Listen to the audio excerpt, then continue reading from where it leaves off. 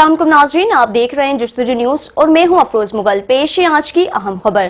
5 अगस्त यौम इस्तेहसाल कश्मीर और पाक फौज की वतन के लिए लाजवाल कुर्बानियां।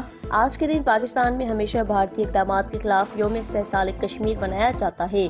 इन ख्यालात का इज़हार जनाब कबूल हुसैन साहिब ने मजलिस कायद-ए-आज़म पाकिस्तान के प्लेटफॉर्म से किया। उन्होंने कहा कि इंसानी इक़्तिदार के चैंपियन आलमी ममालिक की मुजरिमाना खामोशी ताहाल कायम है, लेकिन कश्मीरियों का जज्बा हुर्रियत हमेशा की तरह बुलंद है। इस मौके पर मजलिस कायद-ए-आज़म नवाबशाह डिवीजन के सदर जनाब असद खान ने कहा कि बलूचिस्तान में सैलाब की इमदादी कार्रवाइयों के दौरान शहीद होने वाले lieutenant general Sarfaraz Ali, DG Pakistan coast guard, brigadier Amjad Hanif, brigadier Khalid, major Saeed, major Talha Manan और नाइक मुदस्सिर फैयाज कौम का कीमती सरमाया और फखर थे।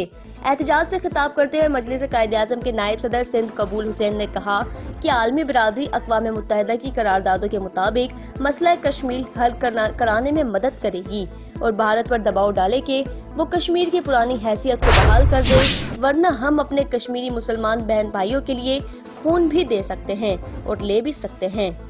ये थी अहम खबर। मजीद खबरों और अपडेट्स के लिए देखते रहिए जस्तुजू न्यूज। हमारे पेज को लाइक करें, सब्सक्राइब करें और कमेंट करें और बेल आइकन को प्रेस करें ताकि हर आने वाली नई वीडियोस आप तक पहुंच सके।